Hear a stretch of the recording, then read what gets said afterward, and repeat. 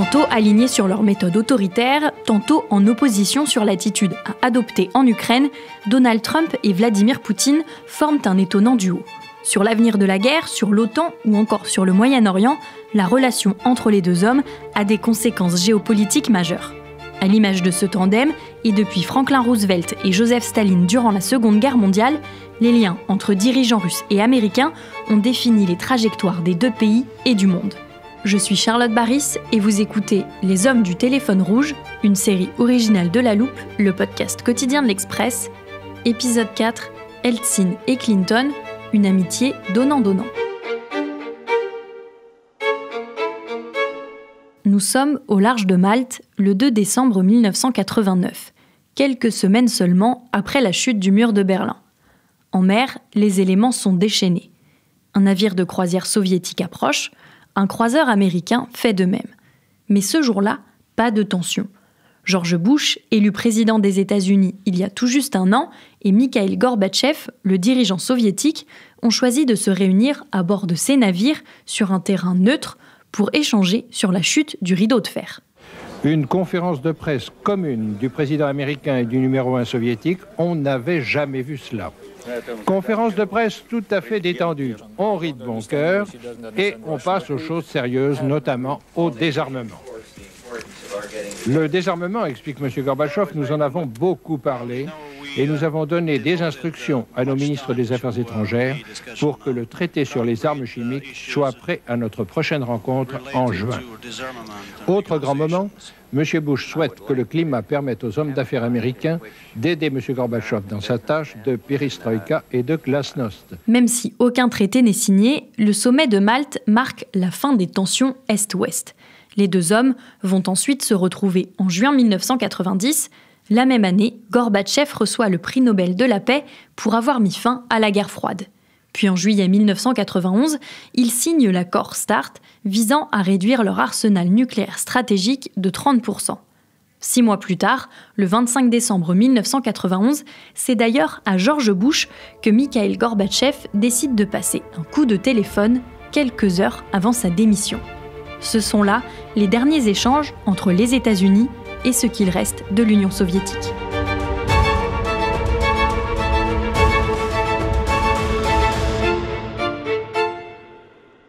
Hier, nous vous avons expliqué les réformes économiques mises en place par Mikhaïl Gorbatchev. Des réformes lancées en 1985 et qui vont avoir de lourdes conséquences pour le dirigeant soviétique au début des années 90. Gorbatchev pensait simplement qu'il allait lancer des réformes sans remettre en cause les bases même du système soviétique. Il se rend très vite compte que ça ne va pas être possible, qu'il va devoir réformer profondément le système politique soviétique. Et il va créer un nouveau parlement à partir de 1988 qui va débattre de manière très libre.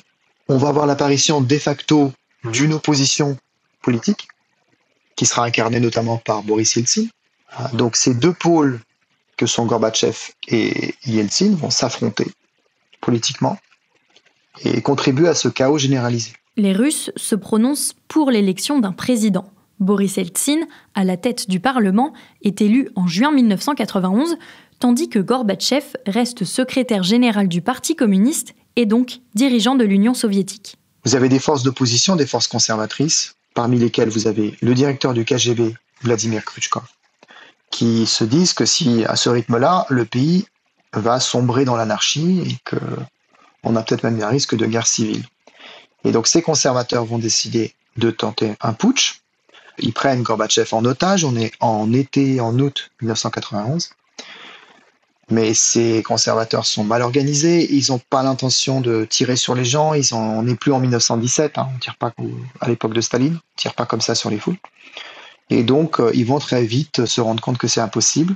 Et surtout, ils vont comprendre qu'ils ne font pas le poids face à la résistance qui est incarnée dans Boris Yeltsin, qui devient à ce moment-là l'homme fort de la nouvelle Russie, véritablement. Mikhaïl Gorbatchev de retour au pouvoir. le président de l'URSS affirme contrôler entièrement la situation. Il annonce des purges au sein du Parti communiste. Vous allez l'entendre dans quelques instants. L'un des putschistes, le ministre de l'Intérieur, Boris Pougo, s'est suicidé. Les 7 autres seront prochainement jugés. De son côté, Boris Yeltsin savoure sa victoire. Entouré de plus de 100 000 fidèles, le président de la Russie décide quant à lui de supprimer les cellules du Parti communiste au sein de l'armée. Vous le voyez, au lendemain de ce coup d'État manqué, les deux hommes forts du pays, Gorbatchev et Yeltsin, semblent être entrés en compétition. Et en décembre 1991, Boris Yeltsin, dans le dos de Gorbatchev, signe un accord avec plusieurs anciennes républiques soviétiques, et notamment l'Ukraine, qui proclame la dissolution de l'Union soviétique. Il va convaincre d'autres républiques de se joindre à eux. Et le 25 décembre 1991, Gorbatchev n'aura d'autre choix que de démissionner, en fait, puisqu'il sera en quelque sorte comme un roi sans royaume. L'Union soviétique n'existe plus, donc qu'est-il finalement à ce moment-là ? Donc il s'efface. Eltsine est le premier président élu de Russie et il poursuit les réformes mises en place par son prédécesseur. Cette fois-ci, il s'agit d'effectuer sa transition économique vers l'économie de marché en empêchant le retour au pouvoir des communistes. Ça, c'est un objectif très important. Parce que les communistes redressent la tête très vite. On a un parti communiste qui émerge, qui est très fort sous la direction d'un homme qui s'appelle Zyuganov. Et puis on a une autre force qui est tout aussi inquiétante, qui sont les nationalistes dirigés par Zhirinovsky. Et les forces nationalistes d'extrême droite, donc pour nous, sont tout aussi inquiétantes. Les Américains sont le premier partenaire vers lequel la Russie va se tourner, vers lequel Boris Yeltsin va se tourner. Eltsine reçoit d'ailleurs le soutien de George Bush. Le président américain, face à la chute de l'URSS, parle d'un nouvel ordre mondial. Mais la relation entre les deux hommes ne va pas durer. Le 42e président des États-Unis est élu en novembre 1992 et s'appelle Bill Clinton. Bill Clinton, c'est le premier président qui fait de sa relation avec la Russie une priorité, en fait. Et leur relation, à bien des égards, est tout à fait exceptionnelle. Elle rappelle, encore une fois, celle qu'on a pu avoir entre Nixon et Brejnev, sauf que là, encore une fois, ils se rencontrent beaucoup plus, beaucoup plus, 18 fois. C'est-à-dire qu'ils se sont rencontrés presque autant que tous leurs prédécesseurs, si on remonte à l'époque de Staline et Truman, depuis Potsdam. Les Américains se considèrent comme les grands vainqueurs de la guerre froide, à tort ou à raison. Les grands vainqueurs de la guerre froide, il y a un vent de triomphalisme en 91 aux États-Unis, où voilà, on a réussi à abattre cet ennemi soviétique après toutes ces années, quoi, finalement. Et on a eu raison de mettre la pression sur lui à l'époque de Reagan, de lui imposer cette course aux armements effrénée pour ruiner ce pays, finalement. Bon, mais sauf que maintenant, il faut l'aider à se reconstruire. C'est quelque chose qui va aussi être très important dans les relations entre les deux hommes. C'est la question de l'héritage de la guerre froide. Il faut tourner la page de la guerre froide.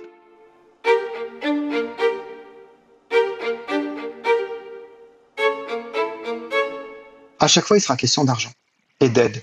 D'aide pour la reconstruction du pays, pour faire la transition donc, vers l'économie de marché.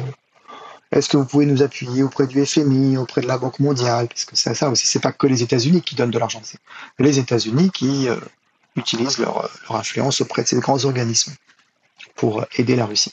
Et il y a une part de chantage à chaque fois chez Yeltsin. Si vous ne le faites pas, vous ne savez pas ce qui peut arriver. Les communistes reviendront, vous aurez la guerre froide, comme avant. Dès leur première rencontre, en juillet 1993 à Tokyo, le Russe et l'Américain vont âprement négocier. Le chantage aussi, quand Yeltsin dit à Clinton « On a accepté l'idée de rapatrier nos troupes des pays baltes ». C'est quelque chose qu'on oublie souvent, mais les forces soviétiques, russes, ont stationné dans les pays baltes jusqu'en 1994, 3 ans après la disparition de l'URSS et l'éclatement de l'URSS. Yeltsin dit à Clinton, mais tu te rends pas compte? C'est des gens qui viennent chez nous, ils sont obligés de vivre sous des tentes, et après ils vont voter pour qui d'après toi? Ils vont pas voter pour moi? Ou pour les élections législatives, pour qui ils vont voter? Pour les partis comme les communistes ou les nationaux, qui leur promettent monts et merveilles. Donc tu as intérêt à nous donner de l'argent, en gros, c'est ça l'idée, pour que ça n'arrive pas.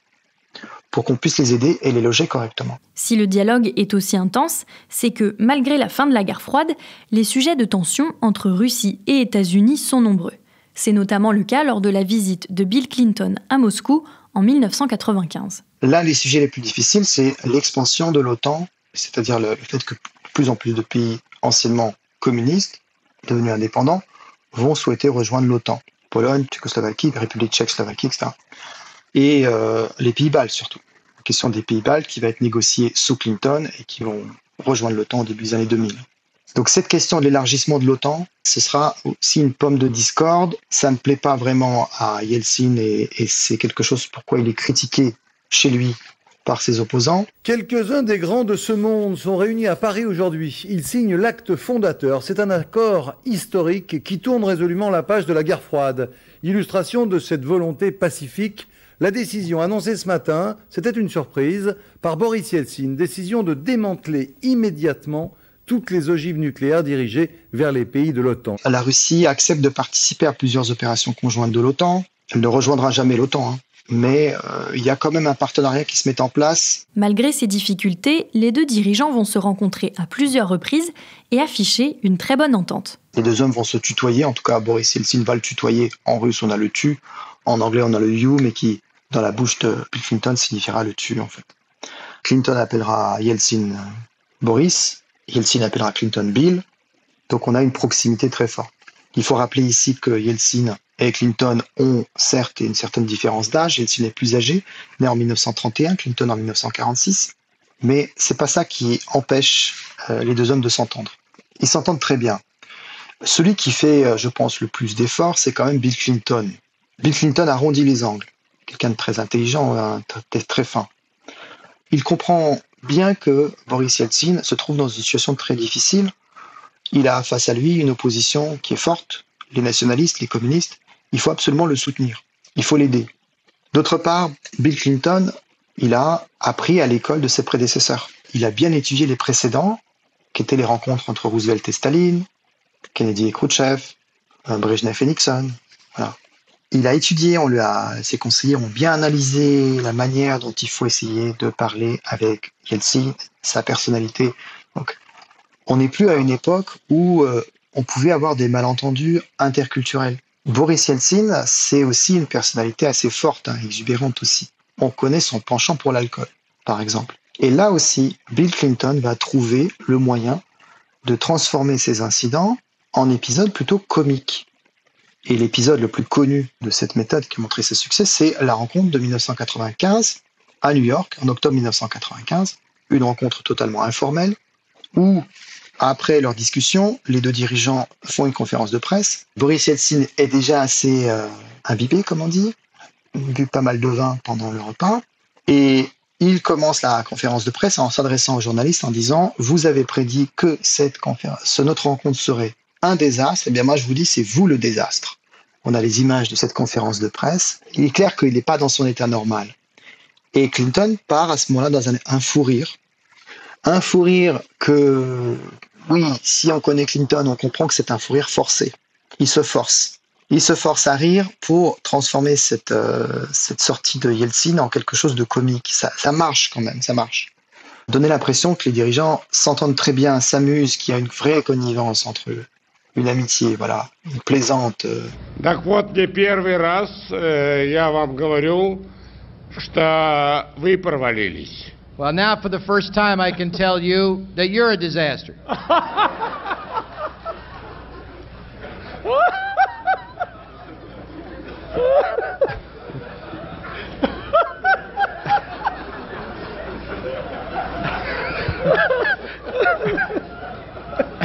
Il sait très bien comment aborder Boris Yeltsin. Ne pas l'humilier, surtout pas. On sait que derrière l'attitude de Yeltsin, il y a aussi ce complexe d'infériorité.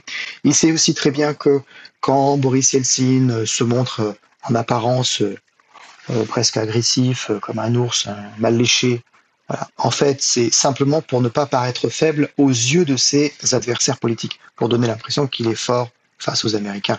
C'est pas Boris Yeltsin lui-même qui veut être insultant vis-à-vis de Clinton, quoi. Il veut projeter une image de force. C'est pas comme beaucoup de gens le reprochent, c'est pas un mendiant en train de faire la manche en disant aux Américains donnez-nous de l'argent, parce que c'est ce qui se passe concrètement. Pour Boris Yeltsin, ce n'est pas uniquement une question de diplomatie internationale qui se joue, mais surtout l'avenir de sa politique intérieure.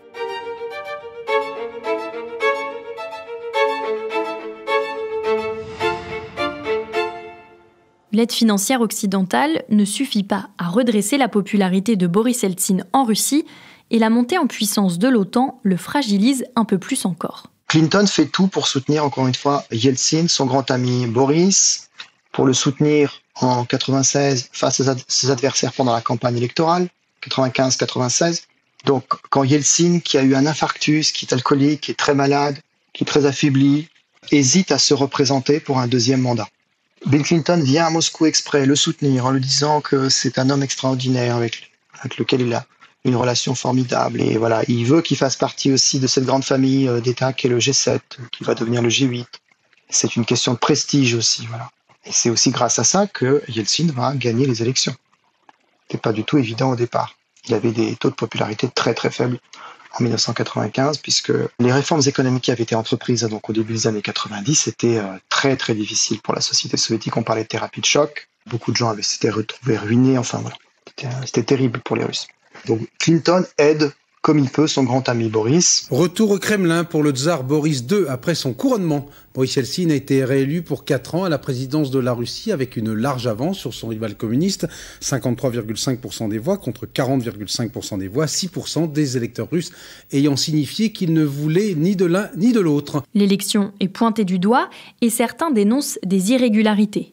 Boris Yeltsin, pourtant réélu, doit faire face à un équilibre précaire. Le Yeltsin de 1999, il n'a rien à voir avec le Yeltsin juché sur un char au cours du putsch de Moscou en août 91.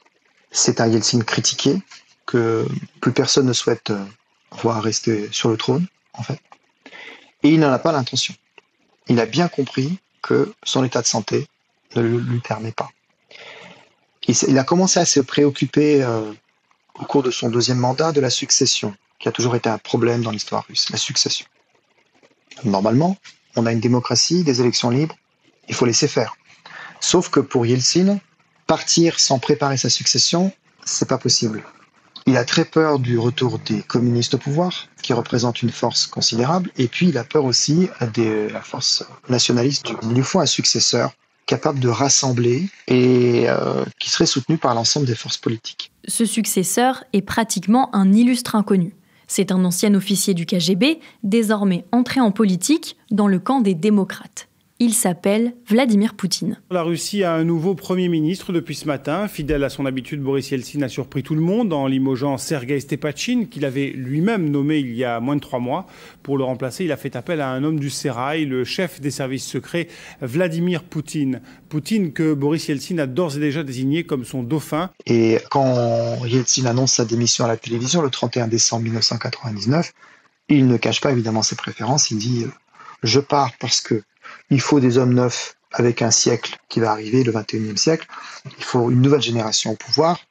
Et des élections auront lieu bientôt. Bon, vous savez pour qui il va falloir voter. Poutine. Et il laisse la place à Poutine, puisque Poutine va occuper le poste de président par intérim à la suite de la démission de Yeltsin. Donc c'est la méthode qui a été trouvée pour que les Russes comprennent pour qui il faut voter.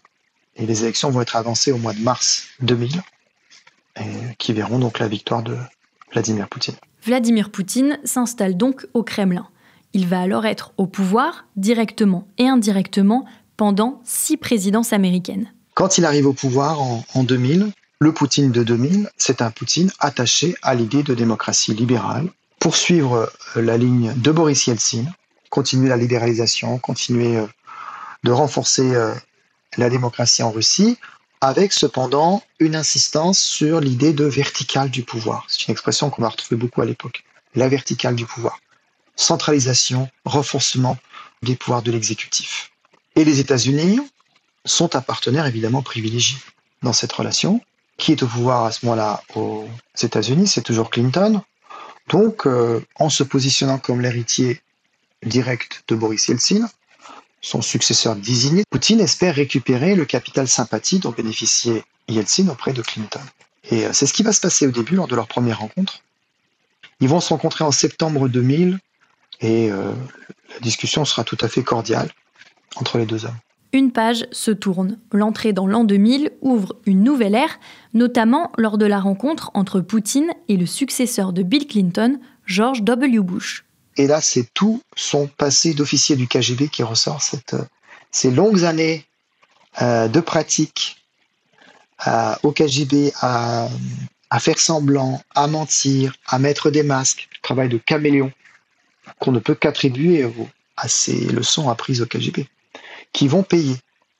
George Bush aura cette fameuse phrase, il va dire « J'ai regardé dans les yeux de Vladimir Poutine et j'y ai vu son âme ».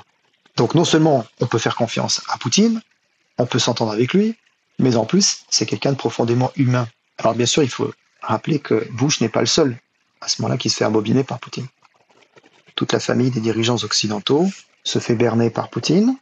Finalement, qu'est-ce que croient les gens comme Merkel, les gens comme Sarkozy, voilà, face à Poutine? Ils croient avoir, oui, un dirigeant fort dans la tradition russe, la grande tradition russe des dirigeants forts, des dirigeants à poigne. Il faut accepter quelqu'un comme Poutine. Donc on va fermer les yeux sur des choses qui sont totalement inquiétantes. La mainmise sur les médias, dès le début du premier mandat de Poutine, la mainmise sur les médias en Russie, la chasse aux oligarques récalcitrants. On a un État, le retour d'un État tout puissant, kleptocratique, corrompu évidemment, clientéliste et de plus en plus violent, qui revient à des pratiques dignes de l'époque soviétique. En 2008, Vladimir Poutine doit quitter temporairement la présidence russe, la Constitution ne lui permettant pas de faire un 3e mandat consécutif. Il laisse la place à Dmitri Medvedev, tout en restant l'homme fort du pays. Les relations avec Obama seront au départ plutôt bonnes, mais rapidement, Obama va raconter ses rencontres avec Poutine comme étant où il aurait tout de suite vu finalement ce personnage, il aurait compris qui il était en réalité, quoi.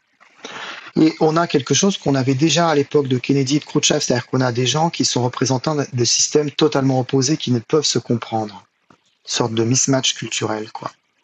D'un côté, on a des gens qui parlent le discours du droit. Obama, c'est le discours du droit, de la norme. Respect du droit international, respect des normes. Et on a un Poutine qui, lui, est attaché à l'idée qu'on pourrait qualifier d'obsolète, de grande puissance, de zone d'influence.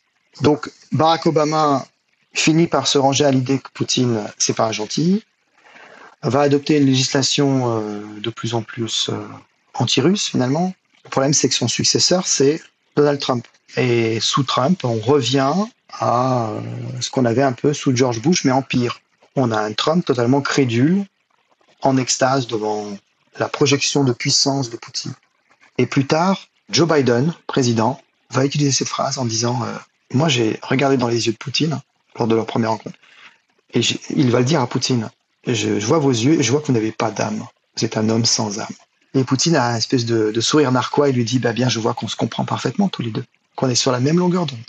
Actuellement, donc on a Donald Trump qui souffle le froid et le chaud et le froid. Donald Trump et Vladimir Poutine forment donc aujourd'hui un tandem bien différent des relations passées entre les dirigeants russes et américains.